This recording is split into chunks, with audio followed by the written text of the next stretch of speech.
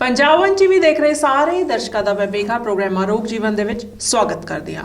Homeopathy नाल अज वड्डी तो वड्डी बीमारी का इलाज संभव है। इत्थों तक कि वो बीमारियां जदों डॉक्टर कह दिंदे ने कि तुहानूं सर्जरी की लोड़ है, ऑपरेशन कराना ही पैना है, वो बीमारियां भी होम्योपैथी नाल ठीक हो सकदियां ने। एक किवें हो सकता है, असीं जाणांगे डॉक्टर हरविंदर कौर तो। बहुत बहुत तुहाडा स्वागत करते हैं। प्रोग्राम की शुरुआत करते हैं। जिस तरह मैं गल की वड्डी बीमारियां की, सर्जरी की, ऑपरेशन की, तो होम्योपैथी दे विच किस तरह इलाज संभव है, किस तरह सर्जरी हो सकती है? ਜਿਹੜੀਆਂ ਬਿਮਾਰੀਆਂ ਹੁੰਦੀਆਂ ਨੇ ਉਹਨਾਂ ਨੂੰ ਅਸੀਂ ਮੈਡੀਕਲ ਕੇਸਿਸ ਔਰ ਸਰਜੀਕਲ ਕੇਸਿਸ ਦੇ ਵਿੱਚ ਅਸੀਂ ਅਲੱਗ-ਅਲੱਗ ਰੱਖਦੇ ਹਾਂ ਜੀ। ਸੋ ਜਿਹੜੇ ਤਾਂ ਮੈਡੀਕਲ ਕੇਸਿਸ ਹੁੰਦੇ ਨੇ ਉਹ ਦਵਾਈਆਂ ਦੇ ਨਾਲ ਠੀਕ ਹੋ ਜਾਂਦੇ ਨੇ। ਜਿਹੜੇ ਸਰਜੀਕਲ ਕੇਸਿਸ ਹੁੰਦੇ ਨੇ ਉਹਦਾ ਐਲੋਪੈਥੀ ਦੇ ਵਿੱਚ ਸਿਰਫ ਔਰ ਸਿਰਫ ਡਾਕਟਰ ਸਰਜਰੀ ਹੀ ਐਡਵਾਈਸ ਕਰਦੇ ਨੇ। ਉਹ ਕਹਿ ਦਿੰਦੇ ਨੇ ਕਿ ਅਸੀਂ ਤੁਹਾਨੂੰ ਦਵਾਈ ਦਿੱਤੀ ਹੈ, ਥੋੜੀ ਦੇਰ ਵਾਸਤੇ ਤੁਸੀਂ ਠੀਕ ਰਹੋਗੇ, ਬਟ ਅਲਟੀਮੇਟਲੀ ਤੁਹਾਨੂੰ ਆਪਰੇਸ਼ਨ ਹੀ ਕਰਾਉਣਾ ਪਏਗਾ। ਲੇਕਿਨ ਹੋਮਿਓਪੈਥੀ ਦੇ ਵਿੱਚ ਬਹੁਤ ਸਾਰੀਆਂ ਇਸ ਤਰ੍ਹਾਂ ਦੀਆਂ ਸਰਜਰੀਜ਼ ਨੇ ਜਿਹੜੀਆਂ ਅਸੀਂ ਅਵੋਇਡ ਕਰ ਸਕਦੇ ਹਾਂ। ਔਰ ਮੈਂ ਆਪਣੇ ਕਲੀਨਿਕਲ ਐਕਸਪੀਰੀਅੰਸ ਵਿੱਚ ਐਦਾਂ ਦੇਖਿਆ ਹੈ, ਆਪਣੇ ਪੇਸ਼ੈਂਟਸ ਨੂੰ ਮੈਂ ਬਹੁਤ ਸਾਰੀ ਸਰਜਰੀਜ਼ ਤੋਂ ਬਚਾਇਆ ਵੀ ਹੈ, ਜਿਨ੍ਹਾਂ ਨੂੰ ਡਾਕਟਰ ਨੇ ਕਿਹਾ ਸੀ ਕਿ ਤੁਹਾਡਾ ਆਪਰੇਸ਼ਨ ਹੋਏਗਾ, ਲੇਕਿਨ ਸਿਰਫ ਔਰ ਸਿਰਫ ਦਵਾਈ ਦੇ ਨਾਲ ਹੀ ਉਹ ਪੇਸ਼ੈਂਟ 2 ਤੋਂ 3 ਮਹੀਨੇ ਵਿੱਚ ਬਿਲਕੁਲ ਠੀਕ ਹੋ ਜਾਂਦਾ ਹੈ ਔਰ ਆਪਰੇਸ਼ਨ ਕਰਾਉਣ ਦੀ ਜ਼ਰੂਰਤ ਨਹੀਂ ਪੈਂਦੀ। ਆਪਰੇਸ਼ਨ ਕਰਾਉਣ ਦਾ ਇੱਕ ਨੁਕਸਾਨ ਹੈ ਕਿ ਤੁਹਾਡੇ ਸਰੀਰ ਦਾ ਕੋਈ ਬਹੁਤ ਹੀ ਜ਼ਰੂਰੀ ਅੰਗ ਕੱਢ ਕੇ ਬਾਹਰ ਸੁੱਟਿਆ ਜਾਂਦਾ ਹੈ, ਜਿਹਦੇ ਨਾਲ ਤੁਹਾਨੂੰ ਸਾਰੀ ਉਮਰ ਕੁਛ ਨਾ ਕੁਛ ਦਿੱਕਤਾਂ ਆਉਂਦੀਆਂ ਨੇ। ਦੂਸਰਾ ਉਹਦਾ ਨੁਕਸਾਨ ਹੈ ਕਿ ਕਈ ਵਾਰ ਕਈ ਲੋਕ ਵਿਚਾਰੇ ਪੈਸੇ ਦੇ ਪੱਖੋਂ ਥੋੜੇ ਕਮਜ਼ੋਰ ਹੁੰਦੇ ਨੇ, ਉਹ ਕਰਜ਼ਾ ਚੁੱਕ ਕੇ ਵੀ ਆਪਣਾ ਆਪਰੇਸ਼ਨ ਕਰਾਉਂਦੇ ਨੇ, ਲੇਕਿਨ ਅਲਟੀਮੇਟਲੀ ਫਿਰ ਜਿਹੜੀ ਹੈਲਥ ਹੈ ਉਹ ਠੀਕ ਨਹੀਂ ਹੁੰਦੀ। ਸੋ ਜੇ ਅਸੀਂ ਸਰਜਰੀਜ਼ ਦੀ ਗੱਲ ਕਰੀਏ ਤਾਂ ਸਭ ਤੋਂ ਪਹਿਲਾਂ ਮੈਂ ਬੱਚਿਆਂ ਦੀ ਗੱਲ ਕਰਾਂਗੀ। ਬੱਚਿਆਂ ਦੇ ਵਿੱਚ ਟੌਨਸਿਲਾਈਟਿਸ ਇੱਕ ਬੜੀ ਆਮ ਜੀ ਪ੍ਰੋਬਲਮ ਹੈ। ਟੌਨਸਿਲਸ ਦੇ ਨਾਲ ਬੱਚਿਆਂ ਨੂੰ ਬਾਰ-ਬਾਰ ਬੁਖਾਰ ਹੁੰਦਾ ਹੈ, ਬਾਰ-ਬਾਰ ਗਲਾ ਦਰਦ ਹੁੰਦਾ ਹੈ, ਬੱਚਿਆਂ ਦੀ ਗਰੋਥ ਅੱਛੀ ਨਹੀਂ ਹੁੰਦੀ। ਸੋ 3-4 ਵਾਰ ਜਦੋਂ ਬਾਰ-ਬਾਰ ਡਾਕਟਰ ਐਂਟੀਬਾਇਓਟਿਕ ਦੇ ਕੇ ਡਾਕਟਰ ਫਿਰ ਅਲਟੀਮੇਟਲੀ ਐਡਵਾਈਸ ਕਰਦਾ ਹੈ ਕਿ ENT ਡਾਕਟਰ ਕਿ ਤੁਸੀਂ ਟੌਨਸਿਲਸ ਰਿਮੂਵ ਕਰਾ ਦਿਓ। ਸੋ ਮੈਂ ਹਮੇਸ਼ਾ ਕਹਿੰਦੀ ਆ ਕਿ ਟੌਨਸਿਲਸ ਜਿਹੜੇ ਨੇ ਉਹ ਸਾਡੇ ਲਾਈਫ ਗਾਰਡਸ ਨੇ, ਉਹ ਸਾਡੀ ਸਰੀਰ ਦੀ ਆਰਮੀ ਹੈ। ਟੌਨਸਿਲਸ ਦਾ ਕੰਮ ਹੈ ਸਾਡੇ ਸਰੀਰ ਨੂੰ ਬਿਮਾਰੀਆਂ ਤੋਂ ਬਚਾਉਣਾ। ਜੇ ਅਸੀਂ ਬਚਪਨ 'ਚ ਹੀ ਟੌਨਸਿਲਸ ਨੂੰ ਰਿਮੂਵ ਕਰਾ ਕੇ ਸੁੱਟ ਦਿੱਤਾ ਤੇ ਸਾਰੀ ਉਮਰ ਬੱਚੇ ਦਾ ਜਿਹੜਾ ਡਿਫੈਂਸ ਮੈਕੈਨਿਜ਼ਮ ਹੈ ਉਹ ਕਿਸ ਤਰ੍ਹਾਂ ਕੰਮ ਕਰੇਗਾ? ਵੈਸੇ ਹੀ ਸਾਡਾ এনवायरमेंट ਇੰਨਾ ਜ਼ਿਆਦਾ ਖਰਾਬ ਹੋ ਗਿਆ ਹੈ, ਇੰਨੇ ਜ਼ਿਆਦਾ ਪੋਲਿਊਸ਼ਨ, ਇੰਨੇ ਜ਼ਿਆਦਾ ਟੌਕਸਿਨਸ ਸਾਡੇ ਆਸ-ਪਾਸ ਵੱਧ ਗਏ ਨੇ, ਉੱਪਰੋਂ ਸਾਡੇ ਟੌਨਸਿਲਸ ਵੀ ਅਗਰ ਰਿਮੂਵ ਹੋ ਗਏ ਤਾਂ ਫਿਰ ਸਾਨੂੰ ਬੱਚੇ ਦੀ ਜਿਹੜੀ ਹੈਗੀ ਹੈ ਗਰੋਥ ਹੀ ਉੱਥੇ ਹੀ ਰੁਕ ਜਾਏਗੀ ਔਰ ਸਾਰੀ ਉਮਰ ਬੱਚਾ ਤੁਹਾਡਾ ਜਿਹੜਾ ਹੈ ਉਹ ਬਿਮਾਰ ਹੁੰਦਾ ਰਹੇਗਾ। ਬਿਲਕੁਲ ਠੀਕ ਗੱਲ। ਹੋਰ ਵੀ ਨੱਕ ਦੀ ਅਸੀਂ ਗੱਲ ਕਰੀਏ ਤੇ ਨੱਕ ਦੇ ਵਿੱਚ ਜਦੋਂ ਹੱਡੀ ਦਾ ਟੇਢਾ ਹੋਣਾ ਜਾਂ ਨੱਕ ਦੇ ਵਿੱਚ ਮਾਸ ਵਧਿਆ ਹੁੰਦਾ ਹੈ ਤਾਂ ਪੇਸ਼ੈਂਟ ਨੂੰ ਬਾਰ-ਬਾਰ ਛਿੱਕਾਂ ਔਰ ਜ਼ੁਕਾਮ ਲੱਗਦੇ ਨੇ, ਜਿਹਨੂੰ ਅਸੀਂ ਨੇਜ਼ਲ ਪੋਲਿਪਸ ਕਹਿੰਦੇ ਆ। ਸੋ ਉਹਦੇ ਨਾਲ ਕੀ ਕਰਦੇ ਆ, ਉਹ ਸਰਜਰੀ ਕਰਦੇ ਨੇ, ਉਹ ਕੌਟਰਾਈਜੇਸ਼ਨ ਕਰਦੇ ਨੇ, ਉਹ ਪੋਲਿਪਸ ਨੂੰ ਜਲਾ ਦਿੰਦੇ ਨੇ, ਲੇਕਿਨ ਉਹ ਫਿਰ ਦੁਬਾਰਾ ਉਗ ਜਾਂਦੇ ਨੇ। ਸੋ ਬਾਰ-ਬਾਰ ਸਰਜਰੀ ਕਰਾਉਣ ਨਾਲ ਹੋਰ ਜ਼ਿਆਦਾ ਜਿਹੜੀ ਨੱਕ ਦੀ ਸ਼ੇਪ ਵੀ ਖਰਾਬ ਹੁੰਦੀ ਹੈ, ਪਲੱਸ ਪੇਸ਼ੈਂਟ ਦੀ ਜਿਹੜੀ ਜ਼ੁਕਾਮ ਹੈ ਉਹ ਦਿਨ ਬ ਦਿਨ ਹੋਰ ਖਰਾਬ ਹੁੰਦਾ ਜਾਂਦਾ ਹੈ। ਸੋ ਹੋਮਿਓਪੈਥਿਕ ਟ੍ਰੀਟਮੈਂਟ ਦੇ ਨਾਲ ਅਸੀਂ ਜਿਹੜੀ ਇਹ ਨੱਕ ਵਾਲੀ ਸਰਜਰੀ ਹੈ ਅਸੀਂ ਇਸ ਤੋਂ ਬਚ ਸਕਦੇ ਹਾਂ। 3 ਮੰਥਸ ਦੇ ਅੰਦਰ ਅੰਦਰ ਤੁਹਾਡੀ ਜਿਹੜੇ ਨੱਕ ਵਾਲੀ ਜਿਹੜੀ ਪ੍ਰੋਬਲਮ ਹੈ, ਪੋਲਿਪਸ ਦਾ ਜਿਹੜਾ ਸਾਈਜ਼ ਹੈ ਉਹ ਮੈਡੀਸਿਨਸ ਦੇ ਨਾਲ ਹੀ ਛੋਟਾ ਹੋ ਜਾਏਗਾ।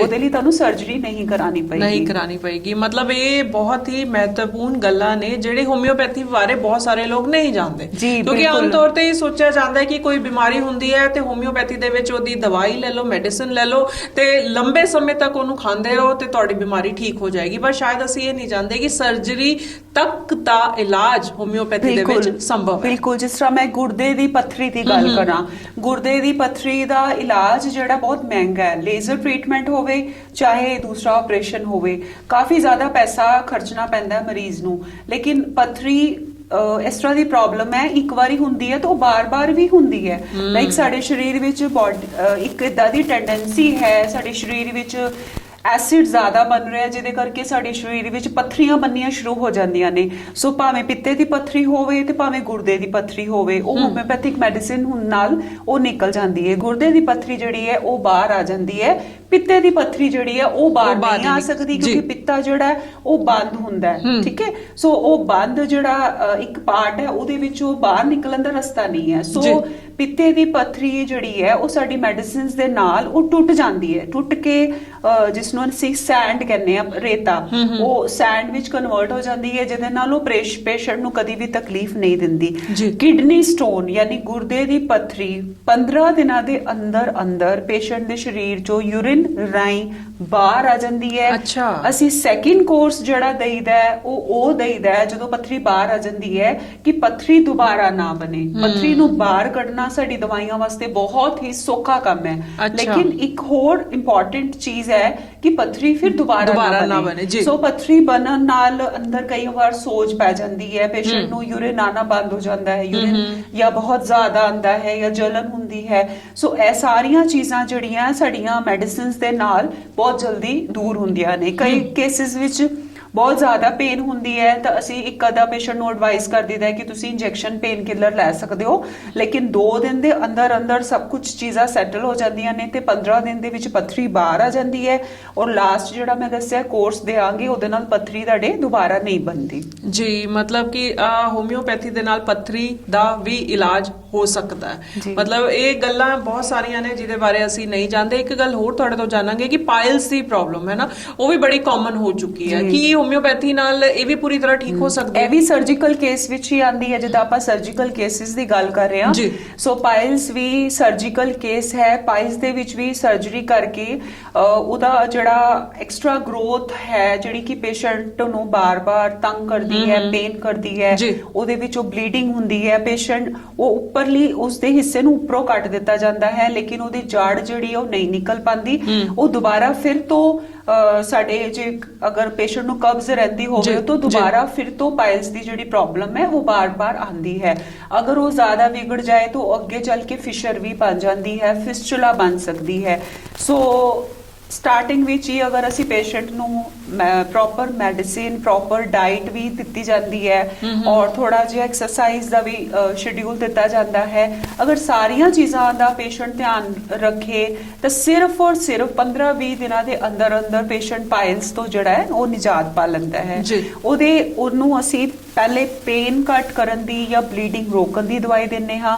ਜਦੋਂ ਉਹ ਚੀਜ਼ਾਂ ਕਵਰ ਹੋ ਜਾਂਦੀਆਂ ਨੇ ਉਸ ਤੋਂ ਬਾਅਦ ਅਸੀਂ ਉਹਨੂੰ ਮੈਡੀਸਿਨ ਉਹ ਵਾਲਾ ਕੋਰਸ ਦੇਈਦਾ ਹੈ ਕਿ ਜਿਹੜਾ ਉੱਥੇ ਮੌਕਾ ਹੈਗਾ ਉਹਨਾਂ ਦੇ ਉਸ ਹਿੱਸੇ ਤੇ ਉਸ ਮੌਕੇ ਨੂੰ ਸ਼ਰਿੰਕ ਕਰਨ ਦੀ ਮੈਡੀਸਿਨ ਦੇਈਦੀ ਹੈ। ਜਦੋਂ ਮੌਕਾ ਸ਼ਰਿੰਕ ਹੋ ਜਾਂਦਾ ਹੈ ਉਹ ਕਦੀ ਵੀ ਦੁਬਾਰਾ ਬਲੱਡ ਨਾਲ ਨਹੀਂ ਭਰਦਾ ਔਰ ਉਹ ਨਾ ਹੀ ਪੇਸ਼ੈਂਟ ਨੂੰ ਕਦੀ ਵੀ ਪੇਨ ਕਰਦਾ ਹੈ। ਜੀ। ਸੋ ਪਾਇਲਸ ਦੀ ਜਾਂ ਫਿਸ਼ਰ ਦੀ ਜਾਂ ਫਿਸਚੁਲਾ ਦੀ ਸਰਜਰੀ ਤੋਂ ਅਗਰ ਤੁਸੀਂ ਬਚਣਾ ਚਾਹੁੰਦੇ ਹੋ ਤਾਂ ਤੁਸੀਂ ਹੋਮਿਓਪੈਥਿਕ ਮੈਡੀਸਿਨ ਲਓ।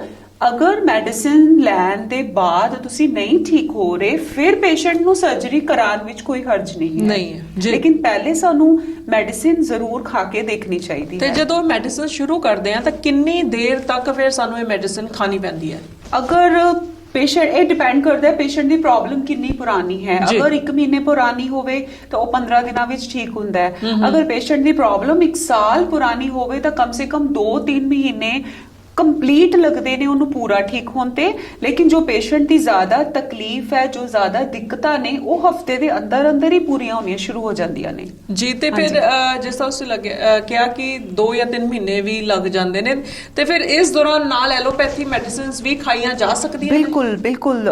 ਮੈਂ ਕਿੱਥੇ ਇਹ ਚੀਜ਼ ਦੱਸਣਾ ਚਾਹਾਂਗੀ, ਜਿਹੜੀ ਐਲੋਪੈਥਿਕ ਮੈਡੀਸਿਨਸ ਹੁੰਦੀਆਂ ਨੇ ਉਹ ਸਾਡੇ ਮੂੰਹ ਦੇ ਰਾਹੀਂ ਪੇਟ ਵਿੱਚ ਜਾਂਦੀਆਂ ਨੇ, ਆਪਣਾ ਅਸਰ ਕਰਦੀਆਂ ਨੇ ਤੇ ਸਾਡੇ ਪਿਸ਼ਾਬ ਜਾਂ ਸਟੂਲ ਰਾਹੀਂ ਬਾਹਰ ਆ ਜਾਂਦੀਆਂ ਨੇ। ਲੇਕਿਨ ਜਿਹੜੀ ਹੋਮਿਓਪੈਥਿਕ ਮੈਡੀਸਿਨਸ ਹੈ ਉਹ ਉਸ ਦਾ ਕੰਮ ਕਰਨ ਦਾ ਤਰੀਕਾ ਇਸ ਤਰ੍ਹਾਂ ਦਾ ਨਹੀਂ ਹੁੰਦਾ। ਉਹ ਸਾਡੇ ਪੇਟ ਵਿੱਚ ਨਹੀਂ ਜਾਂਦੀਆਂ, ਨਾ ਹੀ ਉਹ ਸਟੂਲ ਔਰ ਯੂਰਿਨ ਰਾਹੀਂ ਬਾਹਰ ਆਉਂਦੀਆਂ ਨੇ। ਉਹ ਸਾਡੇ ਸਿਰਫ ਜ਼ੁਬਾਨ ਦੇ ਵਿੱਚ ਕੁਝ ਹੁੰਦੇ ਜਿਹੜੀਆਂ ਨਰਵਸ ਹੁੰਦੀਆਂ ਨੇ ਸਾਡੀਆਂ ਬ੍ਰੇਨ ਦੇ ਥਰੂ ਬੇਸਿਕਲੀ ਅਸਰ ਕਰਦੇ ਨੇ। ਸੋ ਐਲੋਪੈਥੀ ਤੇ ਹੋਮਿਓਪੈਥੀ ਨੂੰ ਆਪਸ ਵਿੱਚ ਅਗਰ ਥੋੜਾ ਜਿਹਾ ਗੈਪ ਰੱਖ ਕੇ ਖਾਇਆ ਜਾਏ ਤਾਂ ਇਹਦੇ ਵਿੱਚ ਕੋਈ ਪ੍ਰੋਬਲਮ ਨਹੀਂ ਹੈ। ਮੇਰੇ ਕੋਲ ਬਹੁਤ ਸਾਰੇ ਇਦਾਂ ਦੇ ਪੇਸ਼ੈਂਟ ਨੇ ਜਿਹੜੇ ਅੱਜ ਕੱਲ ਕਿਉਂਕਿ ਬਿਮਾਰੀਆਂ ਬਹੁਤ ਵੱਧ ਗਈਆਂ ਨੇ, ਉਹਨਾਂ ਨੂੰ ਬਹੁਤ ਸਾਰੀਆਂ ਪ੍ਰੋਬਲਮਸ ਨੇ, ਉਹ ਅੱਧੀਆਂ ਬਿਮਾਰੀਆਂ ਦੀ ਦਵਾਈ ਐਲੋਪੈਥਿਕ ਖਾ ਰਹੇ ਹੁੰਦੇ ਨੇ, ਅੱਧੀਆਂ ਬਿਮਾਰੀਆਂ ਵਾਸਤੇ ਜੋ ਹੈ ਹੋਮਿਓਪੈਥਿਕ ਮੈਡੀਸਿਨ ਖਾ ਰਹੇ ਨੇ। ਇੱਕ ਹੀ ਬਿਮਾਰੀ ਵਾਸਤੇ ਸਾਨੂੰ ਦੋਨੋਂ ਪੈਥੀਜ਼ ਅਵੋਇਡ ਕਰਨੀਆਂ ਚਾਹੀਦੀਆਂ। ਜਿਸ ਤਰ੍ਹਾਂ ਤੁਹਾਨੂੰ ਕੋਈ ਪੁਰਾਣੀ ਚਰਮ ਰੋਗ ਹੈ ਤੇ ਉਹਦੇ ਵਿੱਚ ਤੁਸੀਂ ਐਲੋਪੈਥੀ ਵੀ ਖਾ ਰਹੇ ਹੋ, ਹੋਮਿਓਪੈਥੀ ਵੀ ਖਾ ਰਹੇ ਹੋ, ਤਾਂ ਤੁਹਾਨੂੰ ਪਤਾ ਨਹੀਂ ਚੱਲਦਾ ਕਿ ਤੁਸੀਂ ਕਿਸ ਮੈਡੀਸਿਨ ਨਾਲ ਰਿਕਵਰ ਕਰ ਰਹੇ ਹੋ। ਤੁਹਾਨੂੰ ਤੁਸੀਂ ਕਨਫਿਊਜ਼ ਹੋ ਜਾਂਦੇ ਹੋ ਕਿ ਮੈਨੂੰ ਇਸ ਦਵਾਈ ਨਾਲ ਆਰਾਮ ਆਇਆ ਹੈ ਕਿ ਇਸ ਦਵਾਈ ਨਾਲ ਆਰਾਮ ਆਇਆ ਹੈ। ਹਾਂ, ਅਗਰ ਇੱਕ ਹੋਮਿਓਪੈਥਿਕ ਮੈਡੀਸਿਨਸ ਨੂੰ ਤੁਸੀਂ ਕੰਟੀਨਿਊਸਲੀ ਖਾਣਾ ਹੈ, ਵਿੱਚ ਤੁਹਾਨੂੰ ਥੋੜੀ ਜ਼ਿਆਦਾ ਦਿੱਕਤ ਹੋ ਰਹੀ ਹੈ, ਤਾਂ ਇੱਕ ਡੋਜ਼ ਜਾਂ 2 ਡੋਜ਼ ਤੁਸੀਂ ਐਲੋਪੈਥਿਕ ਮੈਡੀਸਿਨਸ ਦੀ ਹਮੇਸ਼ਾ ਲੈ ਸਕਦੇ ਹੋ। ਉਹਦੇ ਨਾਲ ਸਾਡੀ ਮੈਡੀਸਿਨ ਦਾ ਇਫੈਕਟ ਘਟਦਾ ਨਹੀਂ ਹੈ। ਅੱਛਾ, ਔਰ ਕੋਈ ਵੀ ਰਿਐਕਸ਼ਨ ਨਹੀਂ ਹੁੰਦਾ ਪੇਸ਼ੈਂਟ ਨੂੰ ਜੀ। ਤੇ ਪਾਣੀ ਵਾਲੀ ਰਸੌਲੀਆਂ ਦੀ ਮੈਂ ਗੱਲ ਕਰਾਂ, ਇਹ ਵੀ ਬੜੀ ਕਾਮਨ ਹੈ ਨਾ ਜੀ। ਪਾਣੀ ਵਾਲੀ ਰਸੌਲੀਆਂ ਜਿਹੜੀਆਂ ਹੋ ਜਾਂਦੀਆਂ, ਤੇ ਉਹਦੇ ਲਈ ਵੀ ਫਿਰ ਸੇਮ ਪ੍ਰੋਸੀਜਰ ਹੈ ਕਿ ਸੇਮ ਬਿਲਕੁਲ ਜੀ। ਉਹ ਤਾਂ ਬਹੁਤ ਹੀ ਜਲਦੀ ਠੀਕ ਹੁੰਦੀਆਂ ਨੇ, 2 ਤੋਂ 3 ਮਹੀਨੇ ਦੇ ਵਿੱਚ। ਮੈਂ ਦੱਸਿਆ ਕਿ ਜੇ ਤਾਂ ਜ਼ਿਆਦਾ ਜਲਦੀ ਡਾਇਗਨੋਸ ਹੋ ਜਾਣ ਤੇ ਹੋਰ ਜਲਦੀ ਠੀਕ ਹੋ ਜਾਂਦੀਆਂ ਨੇ। ਮੇਰੇ ਕੋਲ ਪਿੱਛੇ ਜੇ ਇੱਕ ਬੱਚੇ ਦਾ ਕੇਸ ਆਇਆ ਸੀ, ਉਹਦੇ ਹਰ 2 ਮਹੀਨੇ ਬਾਅਦ ਉਹਦੇ ਇੱਕ ਗਰੋਥ ਹੋ ਜਾਂਦੀ ਸੀ ਇੱਥੇ ਫੋਰਹੈਡ ਦੇ ਉੱਤੇ, ਤੇ ਉਹ ਜਿਹੜੀ ਸੀ ਸੌਫਟ ਗਰੋਥ ਹੁੰਦੀ ਸੀ, ਹਾਰਡ ਨਹੀਂ ਸੀ ਹੁੰਦੀ। ਤੇ 2 ਵਾਰੀ ਉਹਨੇ ਆਪਰੇਟ ਕਰਵਾਇਆ, ਔਰ ਤੀਸਰੀ ਵਾਰ ਉਹਦੇ ਫਿਰ ਹੋ ਗਈ। ਤਾਂ ਤੀਸਰੀ ਵਾਰੀ ਉਹਨਾਂ ਨੂੰ ਕਿਸੇ ਨੇ ਦੱਸਿਆ ਕਿ ਇਹ ਬਾਰ-ਬਾਰ ਹੋ ਰਹੀ ਹੈ, ਤੁਸੀਂ ਬਾਰ-ਬਾਰ ਬੱਚੇ ਦੀ ਸਰਜਰੀ ਕਰਾ ਰਹੇ ਹੋ। ਉਹਦੇ ਵਿੱਚ ਬਹੁਤ ਸਾਰੀਆਂ ਐਂਟੀਬਾਇਓਟਿਕਸ ਬੱਚੇ ਨੂੰ ਦੇਣੀਆਂ ਪੈਂਦੀਆਂ ਨੇ, ਬਹੁਤ ਸਾਰੀਆਂ ਸਟਰੋਂਗ ਦਵਾਈਆਂ ਖਾਂਦਾ ਹੈ ਬੱਚਾ, ਉਹਨੇ ਦਿਨ ਪੜ੍ਹਾਈ ਤੋਂ ਦੂਰ ਰਹਿੰਦਾ ਹੈ, ਬੱਚੇ ਦੀ ਪੂਰੀ ਰੂਟੀਨ ਡਿਸਟਰਬ ਹੋ ਜਾਂਦੀ ਹੈ। ਸੋ ਤੀਸਰੀ ਵਾਰ ਉਹਨਾਂ ਨੇ ਸਰਜਰੀ ਨਾ ਕਰਾ ਕੇ ਜਦੋਂ ਉਹਨਾਂ ਨੇ ਮੇਰੇ ਕੋਲੋਂ ਜਾਂ ਹੋਮਿਓਪੈਥਿਕ ਮੈਡੀਸਿਨ ਲਈ ਹੈ, ਤਾਂ ਹੁਣ ਅੱਜ ਕਾਫੀ ਟਾਈਮ ਹੋ ਗਿਆ ਉਸ ਨੂੰ ਉਹ ਤੀਸਰੀ ਵਾਰ ਨਹੀਂ ਹੋਈ। ਜਦਕਿ ਉਹਨਾਂ ਦੇ ਜਿਹੜੇ ਸਰਜਨ ਨੇ ਉਹਨਾਂ ਨੂੰ ਕਿਹਾ ਸੀ ਕਿ ਇਹਦੀ ਪ੍ਰੋਬਲਮ ਇਦਾਂ ਦੀ ਹੈ ਕਿ ਇਹ ਬਾਰ-ਬਾਰ ਹੋਏਗੀ, ਜਦੋਂ ਤੱਕ ਇਹ ਵੱਡਾ ਨਹੀਂ ਹੁੰਦਾ ਇਹਨੂੰ ਬਾਰ-ਬਾਰ ਹੁੰਦੀ ਰਹੇਗੀ। ਬਟ ਉਹਨੂੰ ਇਹ ਪ੍ਰੋਬਲਮ ਦੁਬਾਰਾ ਨਹੀਂ ਹੋਈ। ਇਸੇ ਤਰ੍ਹਾਂ ਹੋਰ ਵੀ ਬਹੁਤ ਸਾਰੀਆਂ ਸਾਡੀਆਂ ਮਾਤਾਵਾਂ ਭੈਣਾਂ ਜਿਨ੍ਹਾਂ ਦੇ ਬ੍ਰੈਸਟ ਦੇ ਵਿੱਚ ਗੱਠਾਂ ਹੋ ਜਾਂਦੀਆਂ ਨੇ, ਕੋਈ ਵਾਰ ਗੱਠਾਂ ਪੇਨਫੁਲ ਹੁੰਦੀਆਂ ਨੇ, ਕਈ ਵਾਰ ਬਿਨਾਂ ਪੇਨ ਦੇ ਹੁੰਦੀਆਂ ਨੇ। ਸਾਡੇ ਇਹਦੇ ਵਿੱਚ ਮੈਡੀਸਿਨ ਹੁੰਦੀ ਹੈ, ਬਹੁਤ ਇਹ ਨਹੀਂ ਕਿ ਤੁਹਾਨੂੰ 1 ਸਾਲ ਲੱਗੇਗਾ ਠੀਕ ਹੁੰਦੇ, ਤੁਹਾਨੂੰ 2 ਮਹੀਨੇ ਤੋਂ ਲੈ ਕੇ 6 ਮੰਥਸ ਦੇ ਅੰਦਰ ਪੂਰਾ ਦਾ ਪੂਰਾ ਤੁਹਾਡਾ ਇਲਾਜ ਹੋ ਜਾਂਦਾ ਹੈ। ਔਰ ਬੈਸਟ ਪਾਰਟ ਇਹ ਹੈ ਕਿ ਸਾਡੀ ਮੈਡੀਸਿਨ ਖਾਣੀ ਔਖੀ ਨਹੀਂ ਹੁੰਦੀ, ਬਹੁਤ ਸੌਖੀ ਹੁੰਦੀ ਖਾਣੀ। ਮਤਲਬ ਤੁਹਾਨੂੰ ਪਤਾ ਲੱਗਦਾ ਹੀ ਨਹੀਂ ਕਿ ਤੁਸੀਂ ਦਵਾਈ ਖਾ ਰਹੇ ਹੋ। ਤਾਂ ਕੁਝ ਮੈਡੀਸਿਨਸ ਹੁੰਦੀਆਂ ਜਿਹੜੀਆਂ ਥੋੜੇ ਗੰਦੇ ਟੇਸਟ ਵਾਲੀਆਂ ਹੁੰਦੀਆਂ, ਬਟ 80% ਸਾਡੀਆਂ ਜਿਹੜੀਆਂ ਮੈਡੀਸਿਨਸ ਹੁੰਦੀਆਂ ਉਹਨਾਂ ਨੂੰ ਖਾਂਦੇ ਤੁਹਾਨੂੰ ਅਹਿਸਾਸ ਹੀ ਨਹੀਂ ਹੁੰਦਾ ਕਿ ਤੁਸੀਂ ਕੋਈ ਦਵਾਈ ਵੀ ਖਾ ਰਹੇ ਹੋ ਜੀ। ਤੇ ਇੱਕ ਹੋਰ ਜਦੋਂ ਪ੍ਰੋਬਲਮ ਆਉਂਦੀ ਹੈ ਉਹ ਉਸ ਵੇਲੇ ਆਉਂਦੀ ਹੈ ਕਿ ਜਦੋਂ ਹੱਡੀ ਟੁੱਟ ਜਾਂਦੀ ਹੈ ਨਾ। ਜਦੋਂ ਕਿਸੇ ਹੱਥ ਦੀ ਗੱਲ ਕਰੀਏ ਚਾਹੇ ਪੈਰ ਦੀ ਗੱਲ ਕਰੀਏ, ਜਦੋਂ ਹੱਡੀ ਟੁੱਟ ਜਾਂਦੀ ਹੈ ਤੇ ਇੱਕ ਟਾਈਮ ਪੀਰੀਅਡ ਲੱਗਦਾ ਸੀ, ਪਲਾਸਟਰ ਲਗਵਾਉਂਦੇ ਆ ਤੇ ਇੱਕ ਟਾਈਮ ਪੀਰੀਅਡ ਹੁੰਦਾ ਹੈ ਕਿ ਉਸ ਦੇ ਬਾਅਦ ਹੀ ਚਾਂਸਸ ਹੁੰਦੇ ਕਿ ਹੱਡੀ ਜੁੜ ਜਾਵੇ।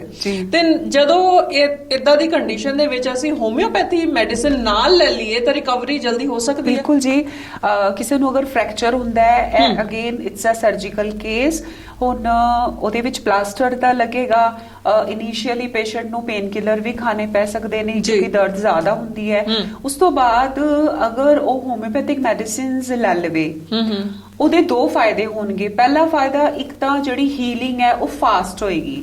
ਅਗਰ 40 ਡੇਜ਼ ਚ ਪੇਸ਼ੈਂਟ ਨੇ ਰਿਕਵਰ ਕਰਨਾ ਹੈ ਤਾਂ ਉਹ 20 ਡੇਜ਼ ਚ ਹੀ ਉਹਦਾ ਪਲਾਸਟਰ ਜਿਹੜਾ ਹੈ ਉਹ ਰਿਮੂਵ ਹੋ ਜਾਏਗਾ। ਪਲਾਸਟਰ ਉਦੋਂ ਹੀ ਰਿਮੂਵ ਹੁੰਦਾ ਹੈ ਜਦੋਂ ਡਾਕਟਰ ਐਕਸ-ਰੇ ਕਰਕੇ ਪਤਾ ਲਗਾ ਲੈਂਦਾ ਕਿ ਹਾਂਜੀ ਤੁਹਾਡੀ ਹੱਡੀ ਜੁੜ ਗਈ ਹੈ, ਹੁਣ ਆਪਾਂ ਪਲਾਸਟਰ ਰਿਮੂਵ ਕਰ ਸਕਦੇ ਹਾਂ। ਦੂਸਰਾ ਉਹਦਾ ਇਹ ਫਾਇਦਾ ਹੁੰਦਾ ਹੈ, ਖਾਸ ਕਰਕੇ ਜਿਹੜੇ ਬਜ਼ੁਰਗ ਲੋਕ ਹੁੰਦੇ ਨੇ, ਜਿਹੜੇ ਬਜ਼ੁਰਗ ਲੋਕਾਂ ਦੇ ਅਗਰ ਇੱਕ ਵਾਰੀ ਫ੍ਰੈਕਚਰ ਹੋ ਜੇ ਤਾਂ ਕਈ ਵਾਰ ਉਹਨਾਂ ਦੀ ਹੱਡੀ ਜਿਸ ਤਰ੍ਹਾਂ ਜੁੜਨੀ ਚਾਹੀਦੀ ਉਸ ਤਰ੍ਹਾਂ ਨਹੀਂ ਜੁੜਦੀ, ਟੇਢੀ ਜੁੜ ਜਾਂਦੀ ਹੈ। ਅਸੀਂ ਆਮ ਤੌਰ ਤੇ ਸੁਣਿਆ ਹੋਏਗਾ ਕਿ ਹੱਡੀ ਸਹੀ ਤਰ੍ਹਾਂ ਜੁੜੀ ਨਹੀਂ ਜਾਂ ਹੱਡੀ ਟੇਢੀ ਜੁੜ ਗਈ, ਡਾਕਟਰ ਨੂੰ ਦੁਬਾਰਾ ਫਿਰ ਤੋਂ ਉਹਦੀ ਸਰਜਰੀ ਕਰਨੀ ਪਈ, ਦੁਬਾਰਾ ਉਹਨੂੰ ਪਲਸਤਰ ਲਗਾਉਣਾ ਪਿਆ। ਇਹ ਅਕਸਰ ਕਮਜ਼ੋਰ ਲੋਕਾਂ ਵਿੱਚ ਜਾਂ ਬਜ਼ੁਰਗ ਲੋਕਾਂ ਜਿਹੜੇ ਪੇਸ਼ੈਂਟ ਹੁੰਦੇ ਨੇ ਉਹਨਾਂ ਵਿੱਚ ਇਹ ਕੇਸਿਸ ਅਕਸਰ ਪਾਏ ਜਾਂਦੇ ਨੇ। ਸੋ ਅਗਰ ਉਹ ਨਾਲ ਹੋਮਿਓਪੈਥਿਕ ਮੈਡੀਸਿਨ ਲੈ ਰਿਹਾ ਹੈ ਤਾਂ ਉਹਨੂੰ ਜਦੋਂ ਹੱਡੀ ਨੇ ਜੁੜਨਾ ਹੈ, ਹੱਡੀ ਦੇ ਜੁੜਨ ਨੂੰ ਲੈ ਕੇ ਜਿਹੜੀਆਂ ਕੰਪਲਿਕੇਸ਼ਨਸ ਆਉਂਦੀਆਂ ਨੇ ਉਹ ਬਿਲਕੁਲ ਨਹੀਂ ਆਉਣਗੀਆਂ।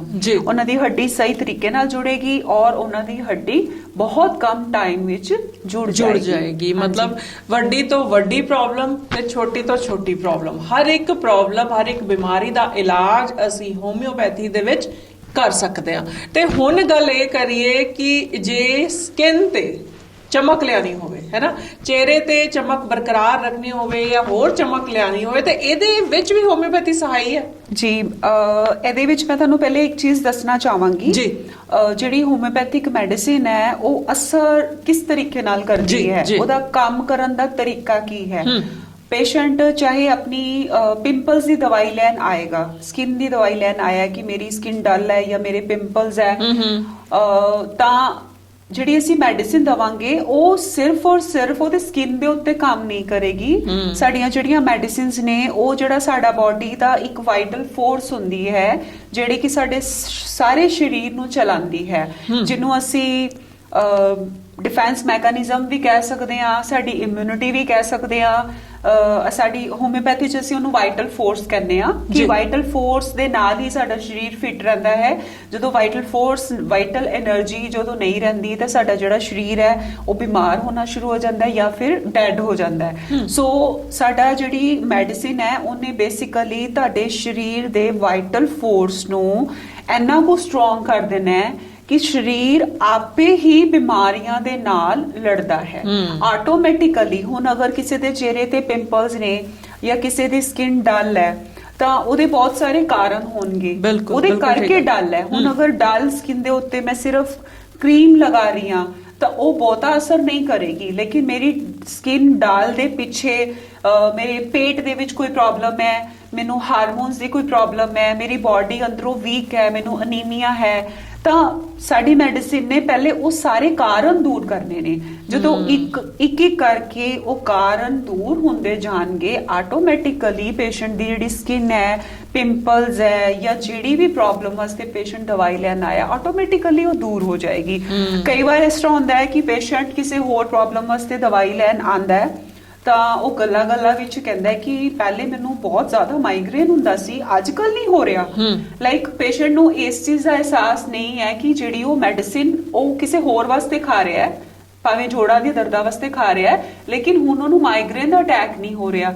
ਕਿਉਂ? ਕਿਉਂਕਿ ਸਾਡੀ ਮੈਡੀਸਿਨ ਉਹਨੂੰ ਅੰਦਰੋਂ ਮਜ਼ਬੂਤ ਬਣਾ ਰਹੀ ਹੈ, ਅੰਦਰੋਂ ਸਟਰੋਂਗ ਕਰ ਰਹੀ ਹੈ। ਉਹਦੇ ਨਾਲ ਕੀ ਹੁੰਦਾ ਹੈ ਕਿ ਆਟੋਮੈਟਿਕਲੀ ਬਾਕੀ ਜਿਹੜੀਆਂ ਛੋਟੀਆਂ ਪ੍ਰੋਬਲਮਸ ਨੇ ਉਹ ਆਟੋਮੈਟਿਕਲੀ ਦੂਰ ਹੋਣੀਆਂ ਸ਼ੁਰੂ ਹੋ ਜਾਂਦੀਆਂ ਨੇ। ਜਿਸ ਤਰ੍ਹਾਂ ਪੇਸ਼ੈਂਟ ਨੂੰ ਖਾਣਾ ਖਾਣ ਤੋਂ ਬਾਅਦ ਖਾਣਾ ਪਚਦਾ ਨਹੀਂ ਸੀ, ਜਦਕਿ ਉਹਦੀ ਮੇਨ ਕੰਪਲੇਂਟ ਨਹੀਂ ਸੀ, ਉਹ ਉਹਦੀ ਸੈਕੰਡਰੀ ਕੰਪਲੇਂਟ ਸੀ। ਉਹ ਪੇਸ਼ੈਂਟ ਨੇ ਕਈ ਵਾਰ ਕੋਈ ਪੇਸ਼ੈਂਟ ਸਾਨੂੰ ਮੈਂਸ਼ਨ ਵੀ ਨਹੀਂ ਕਰਦਾ ਆਪਣੀ ਪ੍ਰੋਬਲਮ, ਤੇ ਉਹ ਆਟੋਮੈਟਿਕਲੀ ਠੀਕ ਹੋ ਜਾਂਦੀ ਹੈ। ਉਹ ਕਿਸ ਤਰ੍ਹਾਂ ਠੀਕ ਹੁੰਦੀ ਹੈ? ਉਹ ਇਹ ਦਵਾਈਆਂ ਜਦੋਂ ਸਰੀਰ ਨੂੰ ਪੂਰੀ ਤਰ੍ਹਾਂ ਅੰਦਰੋਂ ਮਜ਼ਬੂਤ ਕਰ ਦਿੰਦੀਆਂ ਨੇ ਤਾਂ ਸਰੀਰ ਸਾਡਾ ਆਪਣੇ ਆਪ ਸਾਰੀਆਂ ਬਿਮਾਰੀਆਂ ਨੂੰ ਦੂਰ ਕਰ ਦਿੰਦਾ ਹੈ। ਤੇ ਜਦੋਂ ਇਹ ਬਿਮਾਰੀਆਂ ਅੰਦਰਲੀਆਂ ਦੂਰ ਹੁੰਦੀਆਂ ਤਾਂ ਚਿਹਰਾ ਆਪਣੇ ਆਪ ਹੀ ਫਿਰ ਚਮਕ ਜਾਂਦਾ ਹੈ। ਤੇ ਇਸੇ ਤਰ੍ਹਾਂ ਜੇ ਬਾਲਾਂ ਦੀ ਗੱਲ ਕਰਾਂ, ਬਾਲਾਂ ਨੂੰ ਲੈ ਕੇ ਬੜੇ ਸਾਰੀ ਸਮੱਸਿਆਵਾਂ ਆਉਂਦੀਆਂ ਨੇ, ਹੈ ਨਾ। ਕੋਈ ਕਹਿੰਦਾ ਹੈ ਕਿ ਡੈਂਡਰਫ ਬਹੁਤ ਹੋ ਜਾਂਦਾ ਹੈ ਬਾਲਾਂ 'ਚ, ਕੋਈ ਕਹਿੰਦਾ ਹੈ ਕਿ ਮਤਲਬ ਖਾਰਿਸ਼ ਦੀ ਸਮੱਸਿਆ ਰਹਿੰਦੀ ਹੈ। ਜੀ ਅੱਜ ਕੱਲ੍ਹ ਇਹ ਬਹੁਤ ਵੱਧ ਗਈ, ਬਹੁਤ ਪ੍ਰੋਬਲਮਸ ਵੱਧ ਗਈਆਂ ਨੇ। ਹਰ ਦੂਸਰਾ ਤੀਸਰਾ ਪੇਸ਼ੈਂਟ ਇਸੇ ਚੀਜ਼ ਦੀ ਦਵਾਈ ਲੈਣ ਆਉਂਦਾ ਹੈ।